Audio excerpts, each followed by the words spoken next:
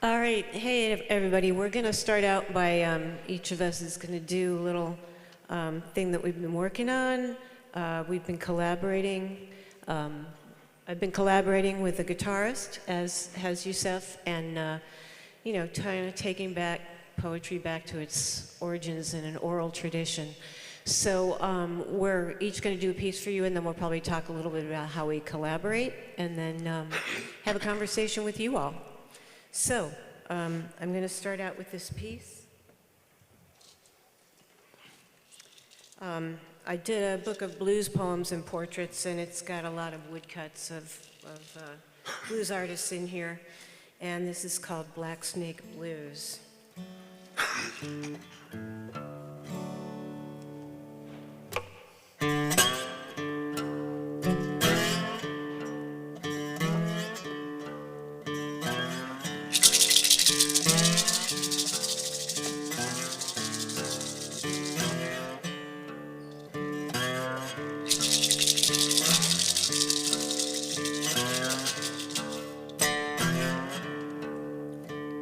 I'm tired of dragging a man's name like a stick along fence slats, and the song always broken, and the light always asking me for money. Let me lie down where the roads cross. Oh, black snake crawling.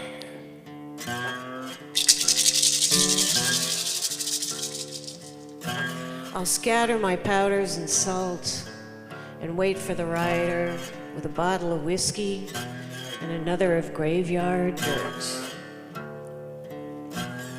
Crawling in my room. I'll wait while the heat seethes up and becomes pure silence for miles in all 12 directions. I'll watch for a wild horse, a storm.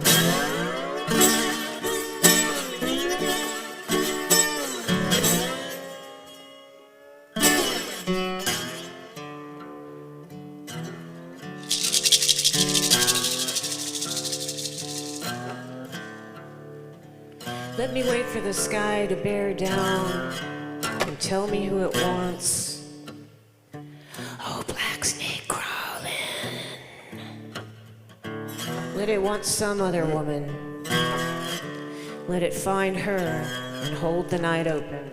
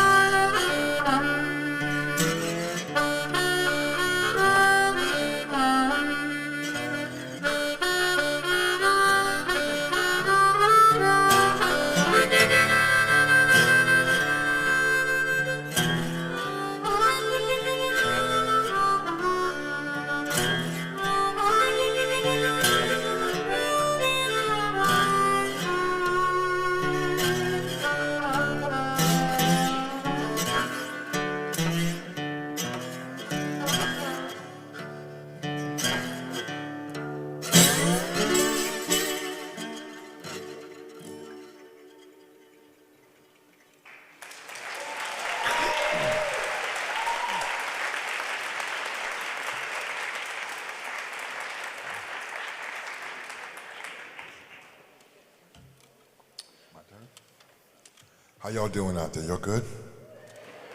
I can't hear you. What? How are you? Okay, I feel better. Thanks so much for coming out. You guys are awesome, man. That was. Let's have another round of applause. Really. Yeah. I'm gonna do a song from Yusef and mine's brand new album, Endangered. It's called This Time.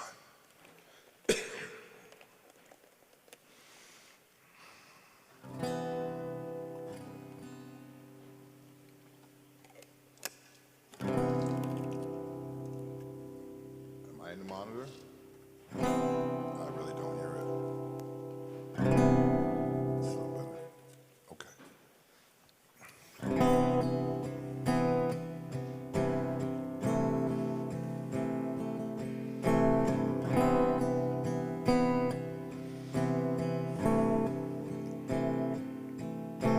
Sooner or later, in between the coming and going, they'll stand you up against the wall. Heartbeats faint, just like a whisper. Blade of grass trembling in moonlight.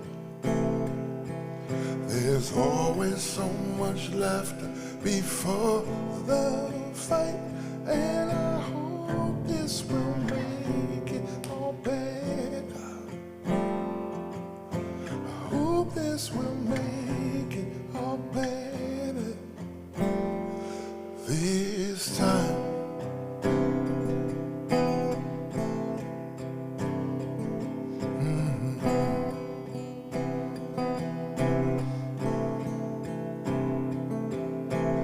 Up here in the house of dreams is all the usual anointed extremists, the crazy crawling out of kingdom come,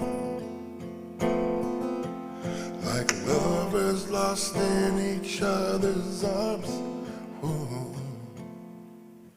Melted all down to a side and hold on to desire until they die, 'cause they hope it will make it all better. Yes, they hope it will make it all better. They hope it will make it all better this time.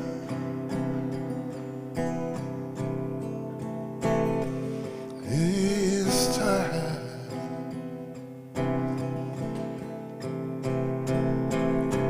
Can you hear the screams? Lord have mercy in the burning streets. What will hold this world together? What will hold this world together?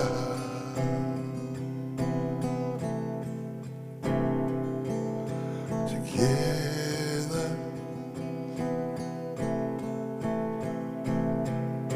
Now I'm a man. They just don't understand.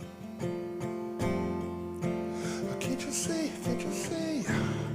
I'm running for my life with nowhere to go, nowhere to hide.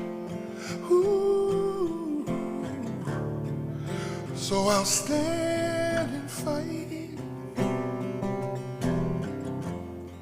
Yes, I'll stand and fight. Yes, I will. I'll stand, stand, stand. Can't you see, can't you see? I'm running for my life. Can't you see, can't you see? With no place to go, nowhere to hide. Can't you see, can't you see?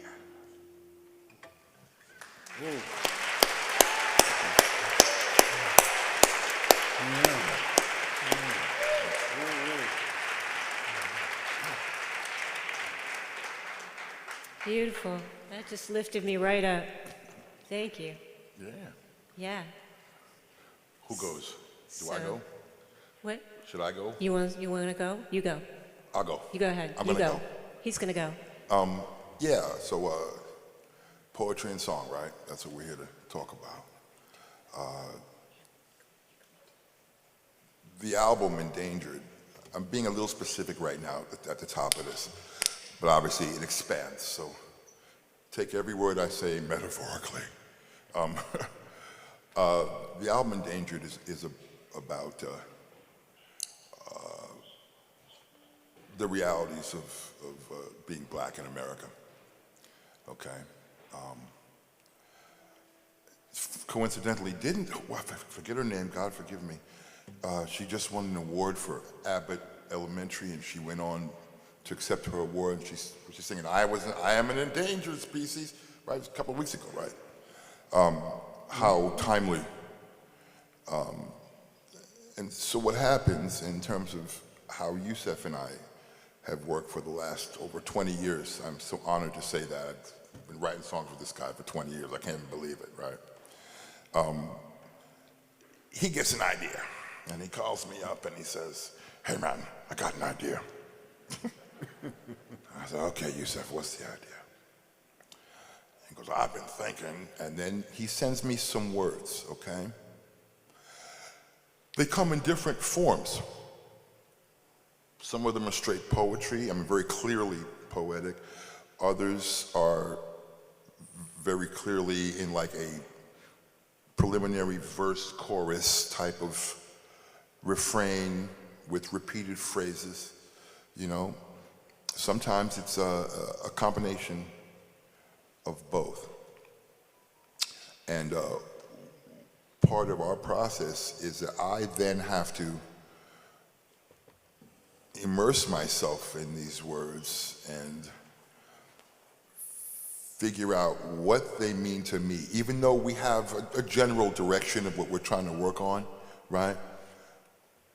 I have to figure out what they mean to me individually, and then I have to think about, okay, so if we're gonna make an album, so there's an arc to the album, okay, so where would this go in an album? And that informs the tone, the kinds of chords, the kinds of musical references I might pull in. And then I've got to figure out what sounds good coming out of my mouth, right? Because not everything that is written or read sounds good being sung, or put it this way, it can be tricky or challenging at any rate. We've been doing this for a while, so you can imagine the back and forth is very intense and it's thrilling actually. And sometimes we come out with things and I go, wow, how did we get there? We started with this, but we wound up here, and thank God for the most part, we've been pretty pleased with, we're doing okay, right? Yeah, right. That dialogue. Yeah. Yes, necessary. Why don't you read something, Yusef? Give people an idea. Okay, let me try this. I should say this, that for my poetry, usually the form is open. For the lyrics, for the most part, they're closed with rhyme and what have you. But try a poem that's a little different. The Quran.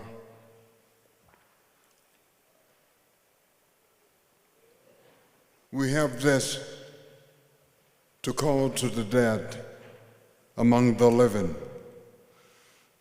This wooden triangle, its belly, a gourd resonator the size of a man's cup hands, inverted in prayer and war. He throws sorrow and laughter against the eardrum till the silent motion of the hills finds us in the city. Water trembles at the taproot when strings are struck, reaching down through muscle memory to a shelter of mud bricks baked under 3,000 years of sunset. From the goat herd to the King of Kings, to Bob Marley.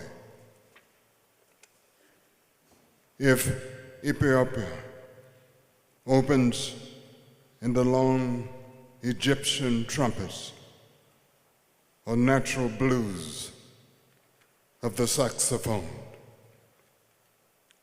there's little pomp and circumstance in this earthly instrument, raised between violin and crossbow, to dance with, to embrace. When it speaks, especially to the drum, this sounding loom is the voice of a nation bargaining with the gods.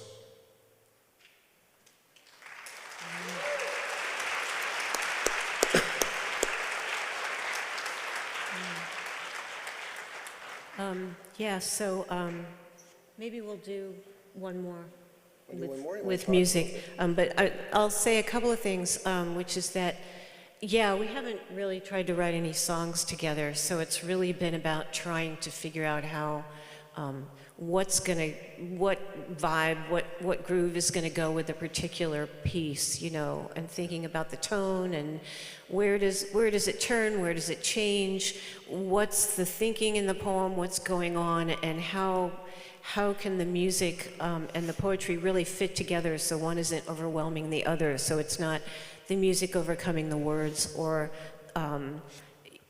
you know, it's a different animal really when you have the words being supported by the music, and so it could be anything from call and response to trying a lot of different songs and a lot of different grooves to see what fits. That often takes a while. We've you know, done one for a while that we did one way, and then we said no, that's not working at all, and we have to find another groove for this poem. And so that's been the challenge, I think, with doing this, is making sure that both things are happening, but neither one is overwhelming the other, and they become this sort of third animal, third thing that happens. Also just listening to each other, just as in if you're playing music with somebody, you need to listen to the other musicians. So I need to kind of know what he's doing, and he needs to hear what I'm doing, so that we can, you know, just be on the same page and be in sync. And did you want to add anything, Danny? Yeah, I did. A couple of things. The things that Kim and I have been doing together, you'll hear maybe one more of these now, and then we're doing them again, some more of them tomorrow night. But in this case, these were all poems that existed without music that she felt like she wanted to try doing with music. And she's done other poems and other recordings that were done in collaboration with music at the time they were done. Some of them had music, like the one we just did, I think had a version that had music, so there was precedent for it. But a bunch of her poems that I've done music to were not written with music in mind. So it was really important to me, if I was going to put music behind it, that it didn't detract from the words in any way, number one, but number two, that somehow it added something or set the words off in a way that enhanced it, if we were lucky. And that meant I had to write some things and craft them.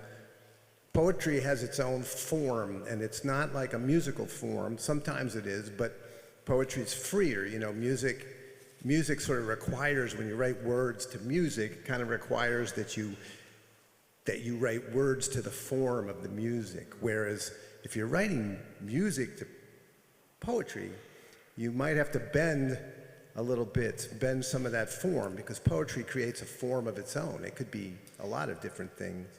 And so we've had to craft the music carefully to fit the stanzas that Kim's written.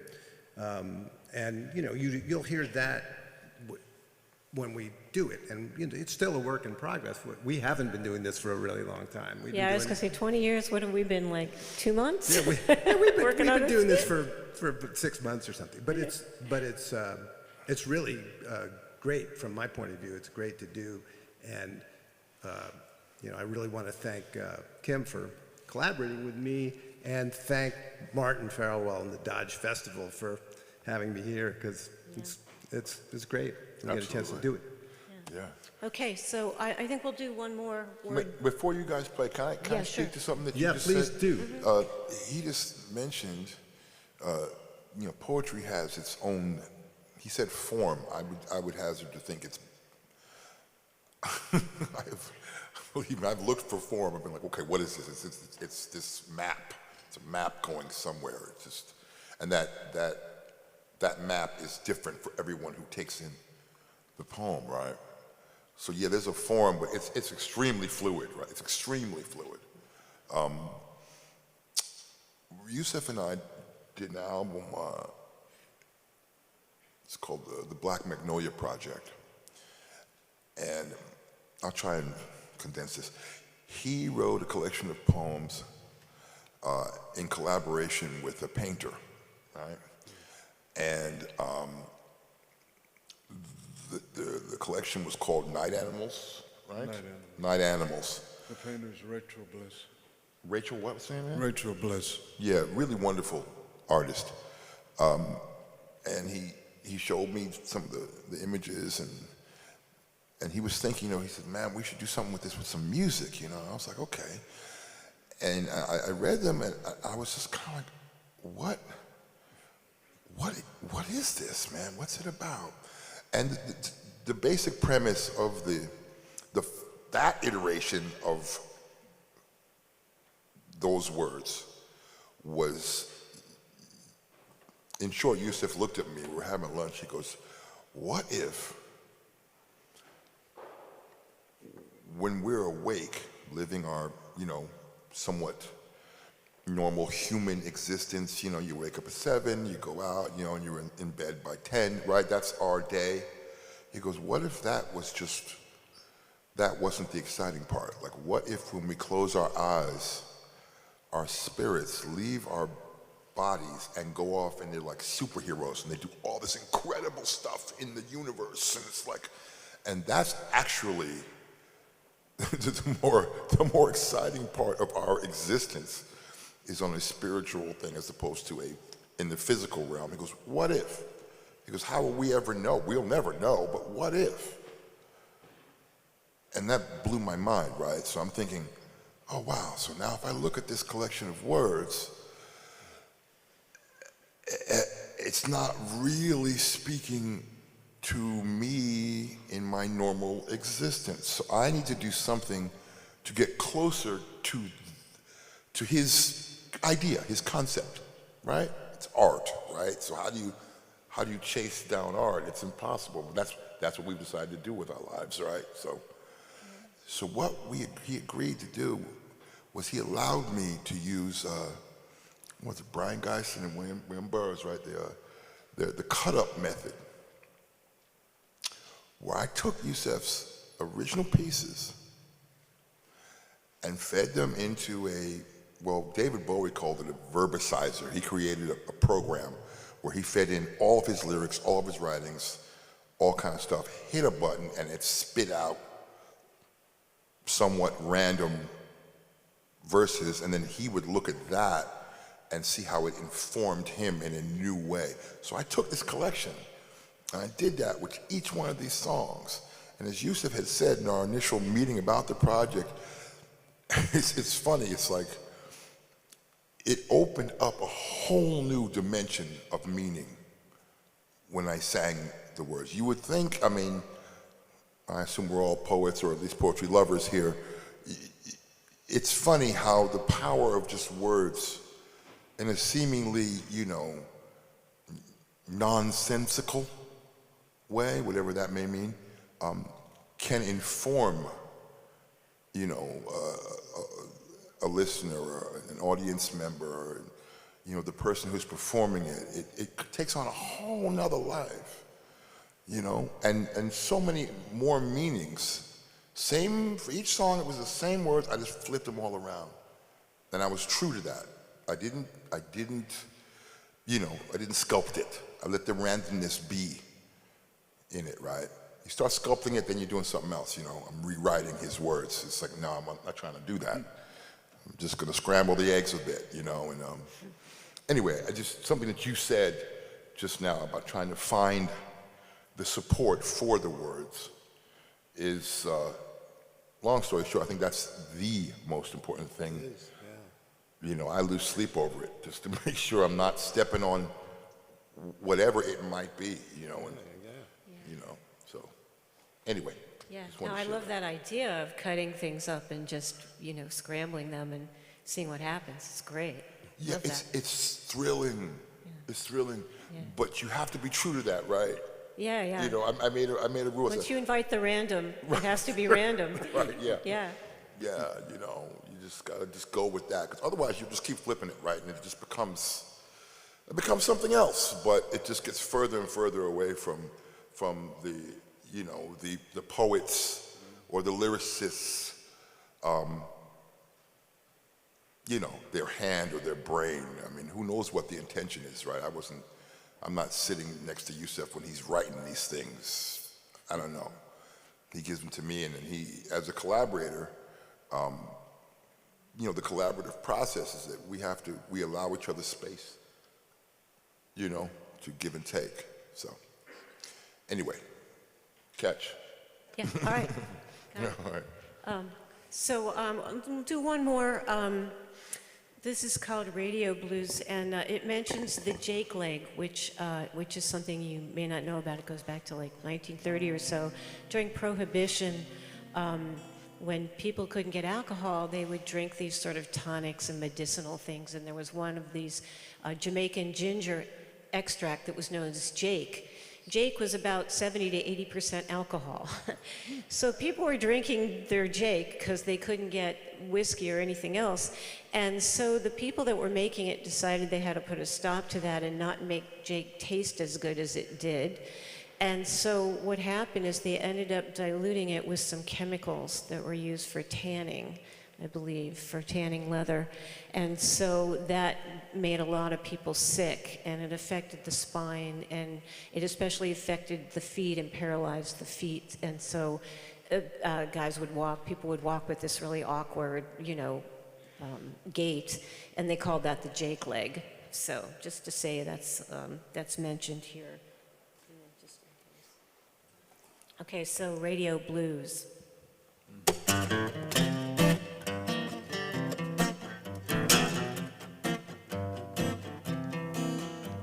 Well, men wake up drunk, but never on champagne. They get death letters, they get the Jake leg. They find their guitars and put on their shoes. If only I could find the door back to you.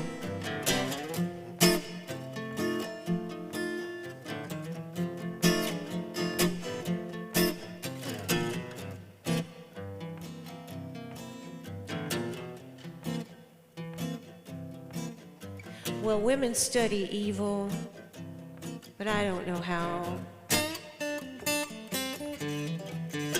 The crossroads are nothing but a liquor store now. Everyone wants to dive headfirst into love. I want to put my hand to a red-hot stove.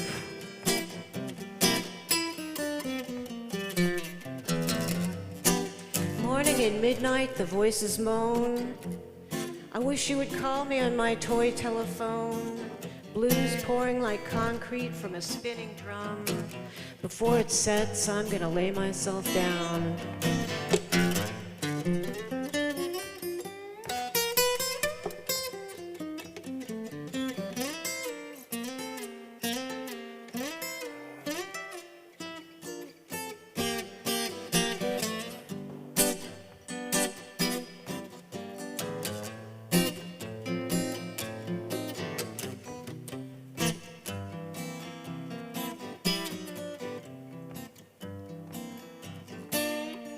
Well, you were the river that drown me most. You were, now it's the radio host. Choosing the music, bringing you back. You and the door and the foolproof lock.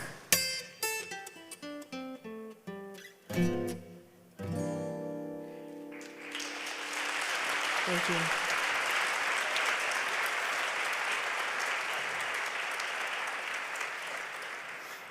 Yeah, so that was one that had a very regular sort of meter and rhyme, and I thought this will fit right in, but we had to change up the way the blues usually gets played in order to do something a little different and feel like it fit together. Well, we never did that one live before for anybody. That's we true. only talked about it for a few minutes a few days ago. I think I kind of screwed it up, but you know, that happens. Yeah. That's awesome. Should we ask them if they want to ask questions? Yeah, if you guys have some things you want to talk about or ask us, I think there's a microphone Is there, standing there's out there supposed to somewhere. be a mic circulating out there. There's a mic over there. I see one. Yeah. And there's one over here. Is it being Mics in Oh, both there it aisles. is. Yeah. passed around? Y'all must have some questions. Any songwriters in the house? Here we go. Hi, how you doing? Talk to us.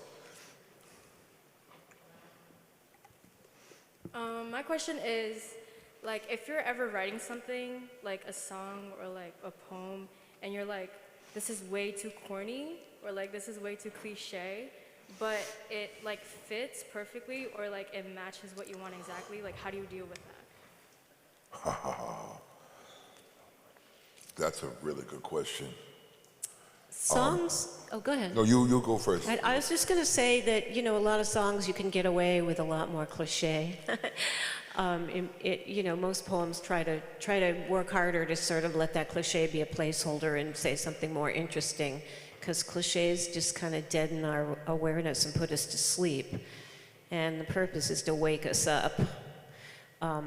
So you can have, I think of like Marvin Gaye, and he can say, save the children, save the babies. You're like, okay, right. And then he goes, save the children, save the babies. And you're like, oh my God, that is amazing. So the music, the combination of the words and the music, I know I'm not Marvin Gaye, but in case you were wondering, there's a lot you can do because you get the music, and that has so much emotional power.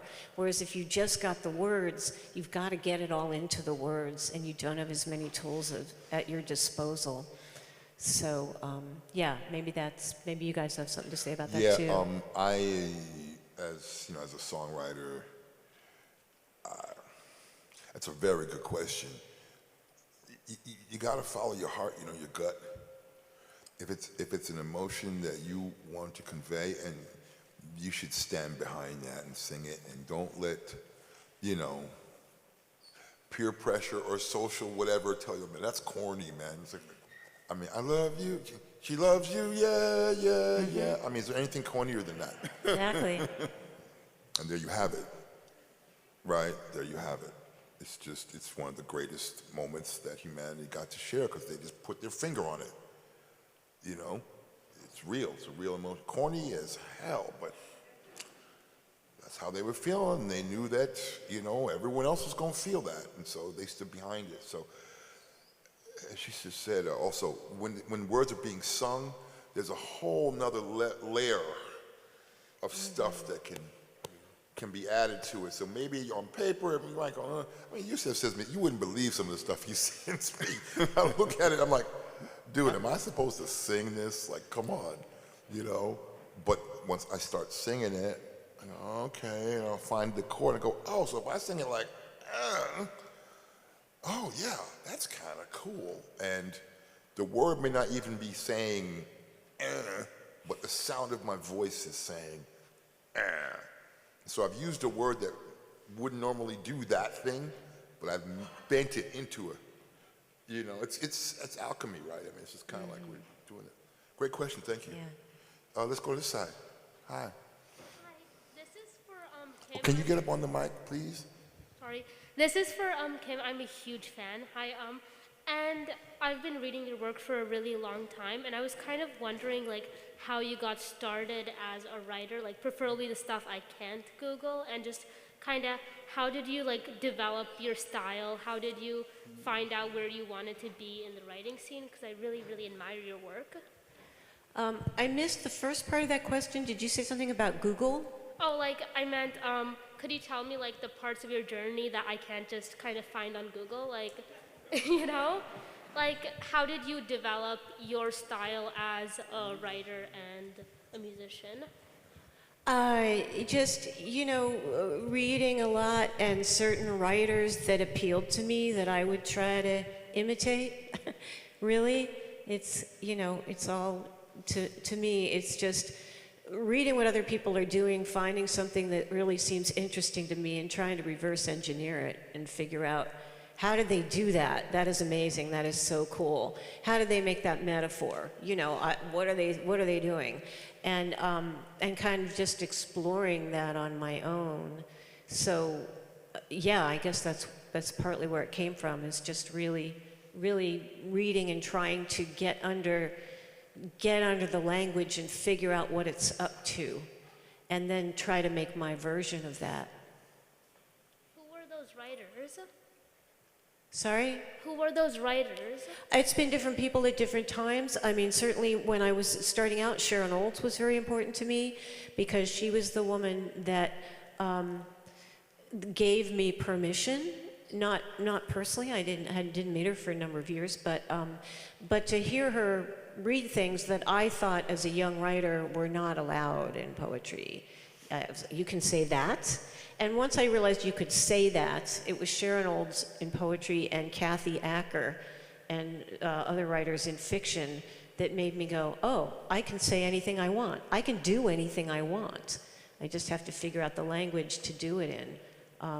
So those, and then it's been different people all along the way, just sort of processing different writers. I'll generally get obsessed with a writer and read everything they've written and then try to really kind of absorb them and grok them. Anybody remember the word grok? Yeah, and that's just, and that's what you do, right? You take in everything, and then you try to take it through your body and your intellect and your spirit, and then something comes out the other side. Thank you. Yeah, thank you. You over here. Hi, sorry, I have a question. Do you guys have a Spotify or something for the song? Or a certain platform that it's on? You talking to all of us? No, sorry, I missed your name. The person who made the J. Oh, yeah, me. Hi. Yeah. Well, Danny Karen has, he's got all his albums on Spotify, and I've got a couple song lists on Spotify, but these particular things are brand new. So I do have a couple word music CDs. I think they might be on Spotify too, so you look us up by our names and you'll find stuff on there. Oh, okay, thank you. And I don't know if you guys have All of your our stuff's on stuff Spotify, Yeah. everywhere in the digital universe, and we've actually got vinyl copies of our new album that will be at the Barnes & Noble spot somewhere over there this afternoon. Nice. So look for Tomas Donker and the True Groove All-Stars. You'll see it. Tomas, is that song you sang on It it? is on the new album, Endangered, Okay. yes, That's this time. Beautiful. Thank you. Your turn.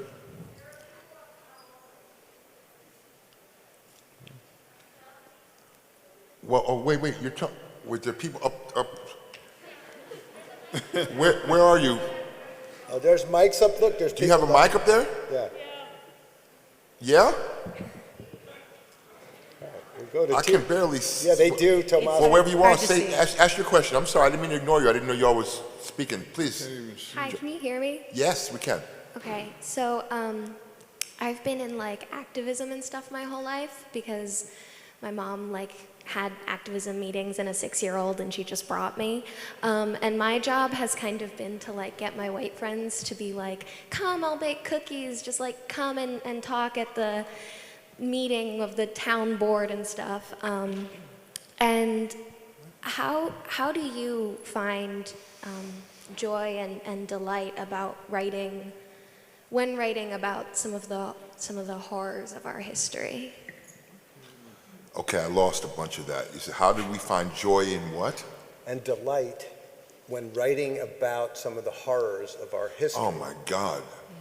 That's a great, y'all got great questions. That's a great question. May I? Yeah. You wanna? She wants to know, how do we find joy and delight when we're discussing some of the horrors of our current existence, you know? You wanna take that on? Oh gosh, okay. This is such a difficult question, but I think it has a lot to do with observation of what's around you. Because joy is there as well as, we can say, horrors of the moment. But I think as well there's a voyage inward.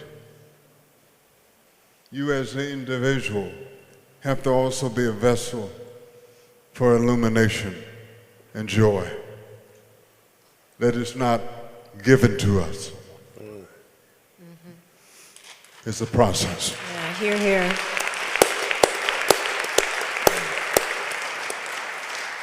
Thank you. Great question. Are there other people up there? Yeah. Let's do another one up there because we ignored y'all. Go ahead, one more. I have a question about the guitars. Please, one more time. I have a question about the guitars. Yeah. What type of guitars are they? Go ahead, Tomas. Talk about yours. I'll talk about mine. You go first. Go ahead. Mine's a Martin guitar. It's an acoustic guitar, and it's a D28, if you really care about the model number. And I was just playing it on a microphone. So Tomas and I are wired differently today. I'm just playing into a mic. I don't have a good system in it, but guitars these days can be wired internally, so you can actually plug them right into the PA, and that's what Tomas is doing, and he can tell you about his guitar. His guitar is a beautiful guitar made by a different company, but I'm playing a Martin D28, which is a guitar anybody could buy. Go ahead and talk about it. Yeah, I've got a Collings Waterloo Jumbo King that was built for me by the wonderful people down at Collings Guitars in Austin, Texas. Steve McCreary and the late, great Mr. Bill Collings. He passed away soon after he made this for me. And it is kind of modeled after Robert Johnson's guitar, his Jumbo King Gibson, like on one of there's like 2 pictures of Robert Johnson in a photo booth, right? And the guitar kind of looks like this, okay? And also after the great Leadbelly. In general, singers, bluesmen from the 30s, 20s, 30s, 40s, they generally had guitars like this that projected, because they'd often be playing on the street. Blind Willie Johnson often played slide on this guitar, this kind of guitar. It projects really nicely.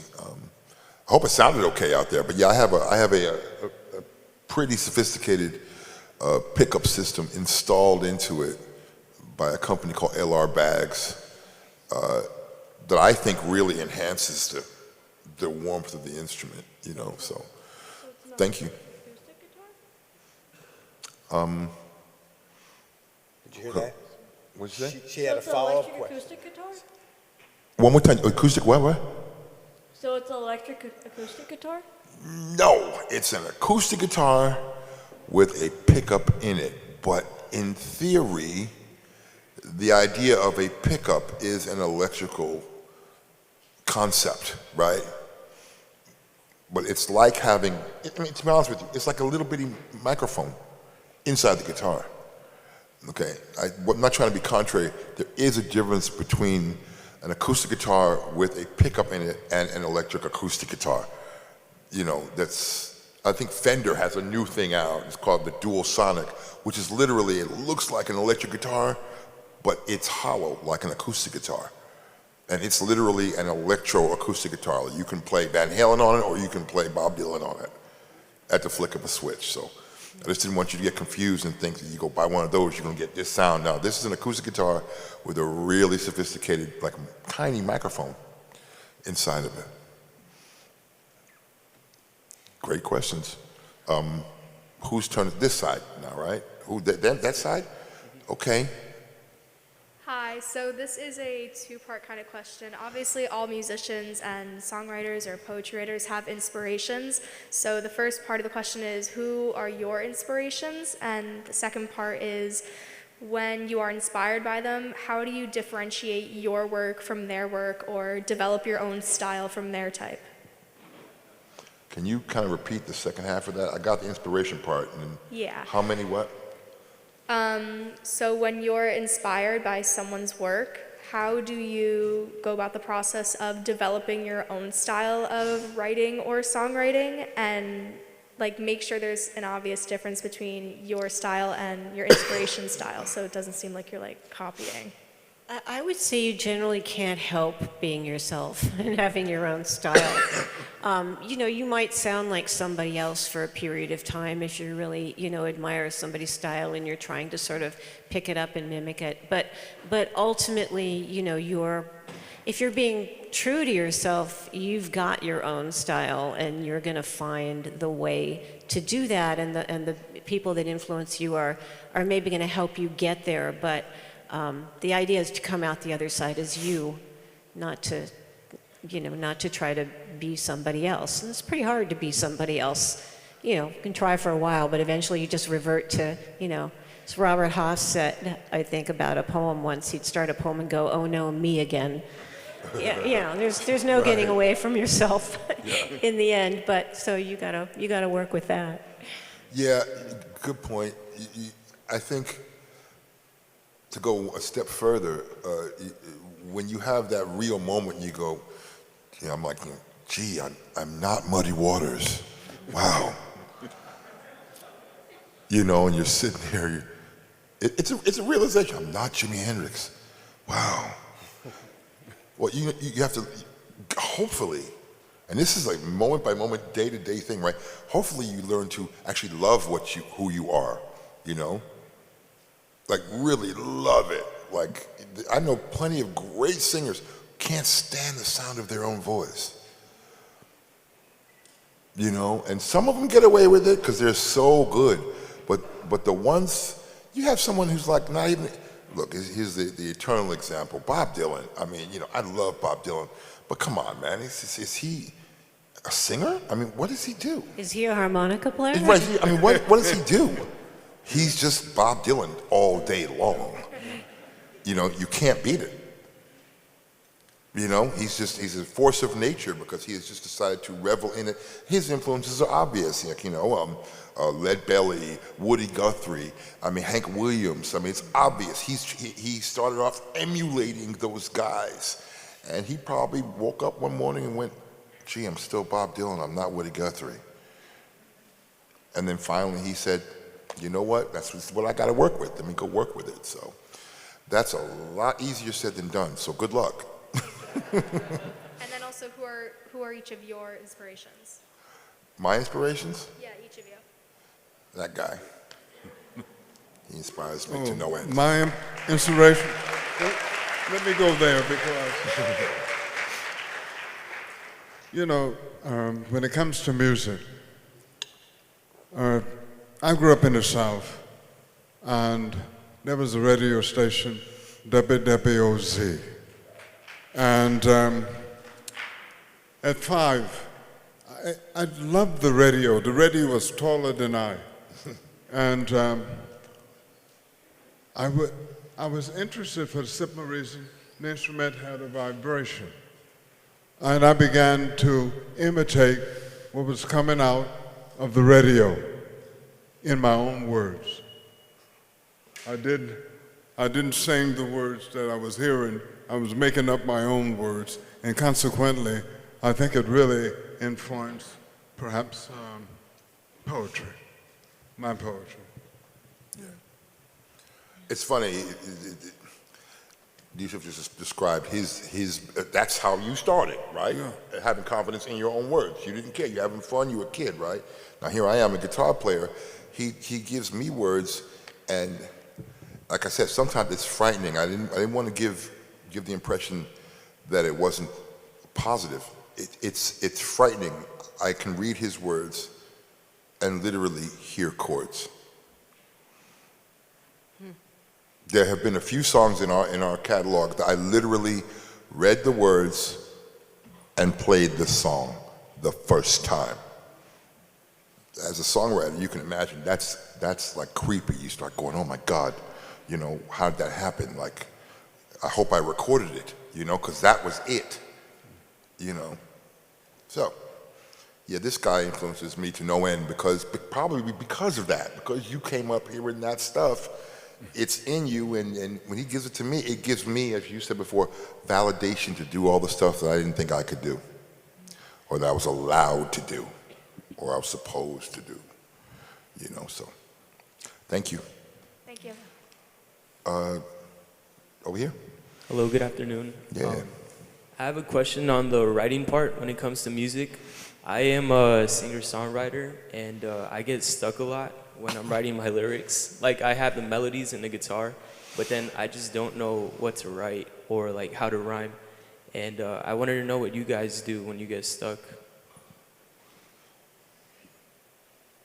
I don't really write songs, so Should I take it? if you're talking about getting stuck in writing in general, are you talking about getting stuck in writing or songwriting in particular? Yeah, like writing lyrics to a song that you already have a melody to. You're talking about songwriting. Yeah, like, songwriting. Yeah, okay, so maybe, Danny, you've written a couple songs. Is I think there- Tomas should take this one. I'll take it, yeah. take All it. right. So here's my initial response to you is my truth. I don't have writer's block. I have avoided that so far. That being said, aside from working with Yusuf and writing my own songs, I have a record label, True Groove Records.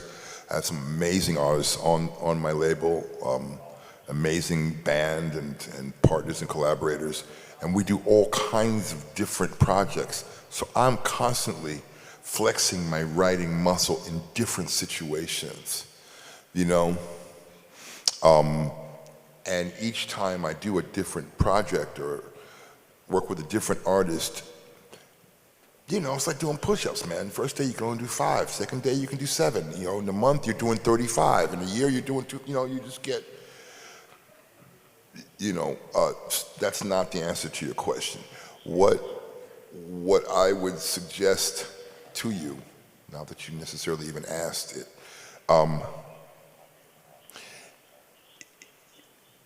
I work with a great artist from Finland. His name is Sam Huber, okay? And his English is pretty excellent, but it's still his second language, right? And once we'll mess around and we'll come up with a groove that we like, you know? And during that process, he will just go, peanut butter, yeah, coffee cold, and he just, boom, and we record it. Usually in the course of doing that, he'll say something that really pops out, you know, and I'll go, did you hear what you said? He goes, yeah, wow, I like that. And then all of a sudden, we're off, we're running. Then we look at the rhythm of everything else, and we piece it together, man. Piece it together. I mean, seriously, we grow up and we have our heroes, right? And you listen to the record and you go, wow, they sat there and they just went blam, and it was amazing. No, they had to hunt and peck for each word, just like we do. So don't be daunted by all this other stuff, all this genius that we all love so much, you know? Take your time. You know, take your time. Most importantly, have fun with it, okay? And don't beat yourself up. How old are you? I'm 17. You 17? Man, you got plenty of stuff to write about. What you talking about? Yeah. Come on, don't take yourself too seriously, man. Have fun and you know, live in that. You know, and remember, you can always, these are your songs, right? Yes, sir. It's a work in progress. You can change them, man. You know? I mean, you can have a zillion hits on Spotify, you can still change it. It's your intellectual property. You can do what you want. Okay? I hope that helped. Yeah, it did. Thank All you right, so cool, much. man. Yeah, you're welcome. Upstairs again? Yeah, hi. So one thing about me is that I feel very connected to music a lot. Music kind of denotes how I'm feeling or even affects my productivity, just influences my emotions on a daily basis. I always find myself listening to music in every kind of situation. And I know that when you combine music with poetry or any other form of writing, it provides such a deeper meaning and really hits you in the heart in a sense. So I just want to know in more of a general sense, what is that feeling to you when you connect your music to your writing? What do you feel in your heart in that sense? Like what kind of emotions run through your body? Because music is such a powerful thing that can really just send such great emotions and sensations through your entire body. Like what do you experience through that?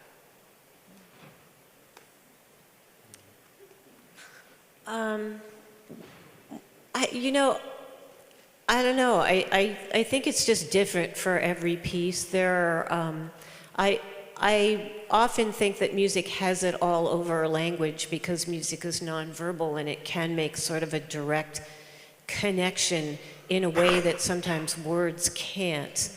But then again, and Danny, I think, feels a little bit the other way. Like he really feels like poets have it all over musicians. So it's kind of an interesting, and then when you put them together, I mean, I guess you get the best of both worlds.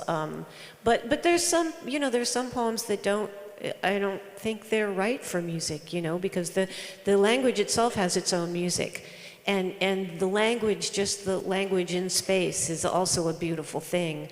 So, and I don't know, for me, the emotion's all over the map. Like, it's really nice if I can inhabit the language of a piece and also enjoy the music that goes with it.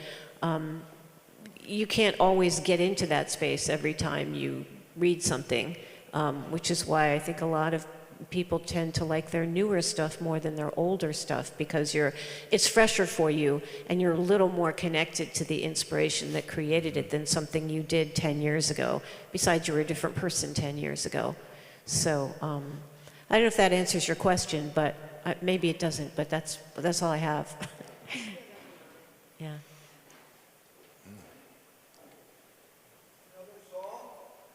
Who said that? Somebody. What'd you say? Can you do another one, Tomas, or are you stuck? Do you have another one you guys can do? I can't really do it because I got to rechange the tuning on the guitar. I'm in regular tuning Oh. if you want to play one of your songs. That's okay. Yeah. All right, well then, I guess we could do one more. You want to do X? Yeah, let's do X. How much time do we have left? 10. 10, okay. Why don't you guys do one more song and then... Well, actually, wait a minute. Yeah. Mr. Heckler. Somebody throw that guy out of here. Just kidding. Let's take 2 more questions and then you do the song. We'll close I it down. gotta run Make and sense? get my book anyway, so. You what? I have to run and get my book for this next one. Okay, great. So we'll you take- guys talk so you among go to that. yourselves. Okay. So which side was it? We'll do the song last, okay, sir? Okay, cool. So which side were we at? You guys over here? Please, go ahead. Hi there, can you hear me all right? Yeah. So I was just incredibly fascinated by the notion of like our soul leaving our body when we sleep. And when I was younger, I used to think that everybody saw colors differently. Like my red might be somebody else's green, and then But I think as I got older, I started to shut ideas like that down just on the basis of logic. And now I'm realizing that I've sort of lost something where that can be an incredibly powerful idea that drives art and writing and music. And I just wanted to know, how do you let thoughts like that run wild and keep those concepts unhindered in order for them to, I guess, be utilized in your work? Sorry, Okay. that was a little bit loaded. Okay, I got to be honest with you. I only got like a third of that, and it was like really heavy. Like, Sorry. I was like, wow, what's she saying? Wait, what was that? Did you hear all of that? I didn't. I heard some of it, but I. Would you mind really repeating it? Because All I think it was right. really I can slow important. it down. So I was really fascinated by the concept of your soul leaving your body when you sleep. Okay. And when I was younger, I used to believe that everybody saw colors differently. Like maybe when I saw red, somebody else might see green, or my green. Regardless of that, as I got older, I sort of started to shut ideas like that down, purely on the basis of like, oh, that's not logical, that wouldn't happen. But I realize now that that can be an incredible inspiration for work, and I wanted to know how you guys keep those ideas alive without shutting them down in order for them to be used in your work. Okay. Sorry. She's talking about Black Magnolia type stuff. Yeah, I mean, the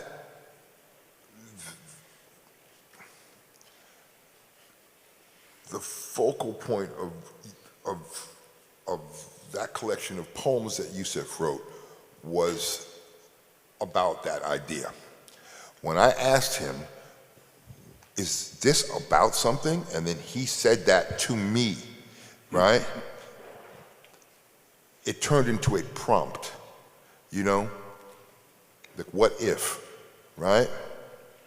He's already done his interpretation of it. He's already given it to me. So he's telling me, what if? Okay, so then, now I have to think about, okay, so how do I even get there? This is something I've never thought about, right? But not only do I have to, the idea of it was very exciting to me, right? But I'm also speaking to him not just as a friend, we're talking, we can shoot the shit about anything, but no, we're talking about creating something, right? So that's when I thought, well, wait a minute. What if we just scramble the eggs another time and see what pops up? Almost create a new language out of the language that you've created, right? Okay, so you're asking, how does one keep these kinds of prompts or ideas alive or fresh? Yeah. You gotta, man, you gotta do, I mean, really, you gotta think outside the box as an artist all the time. You have to live outside the box, now more than ever, I think. You know? I mean, I don't think we live in a world where anything is right or wrong in terms of our process in order to create. You know? I hope I'm helping to answer your question. Yeah, no, you got it, you got it. Yeah, you know, you really, and once again, it's easier said than done. You know? Just be patient with yourself and keep kicking it around, you know? Listen, I find, you know, collaborative work with, you know, the right people to be extremely energizing, because I'm not responsible for having 100% of the idea. You know, no one is responsible. That we each share the you know, the joy and the burden of this creation. Like, so we're each putting in the best of what we've got, you know, and we're hacking away at it, knowing that the stuff that we're not even using is still great. We're just not going to use it for this, you know. So if you work with somebody, that's always a great thing to do too, you know. But as I said before, you know, Bob Dylan, he writes by himself, so I'm sure he just talks to himself a lot, you know. So. Thank you so much. Cool, thank you. Tomas, we got about 4 minutes left. Song? Whatever we want to do. But There you go. We're getting the signal. The signal. Okay, we'll Here's finish your song, sir. with this called X, as in EX.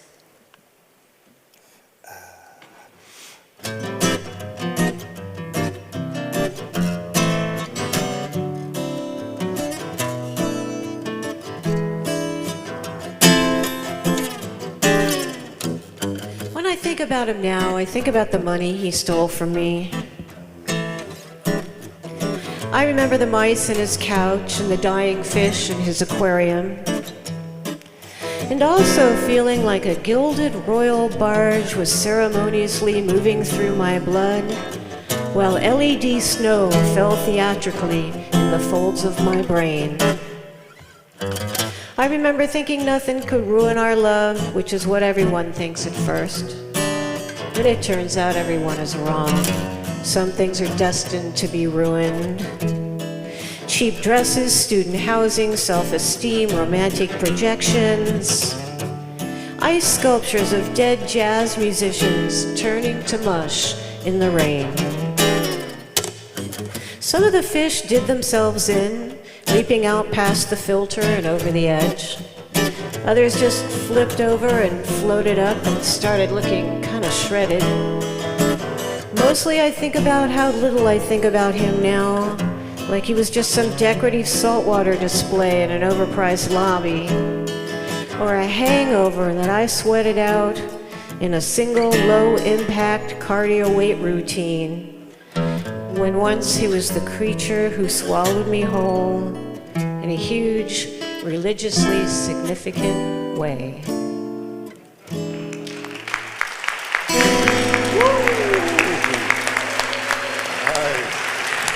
Danny, Karen, Kim Adonisio, Thomas Donker, Yusuf Komanyaka. Thank y'all. All right. Thank you, everyone. We have about a 15, 20-minute intermission before the next event. Great to see you. Have a great day.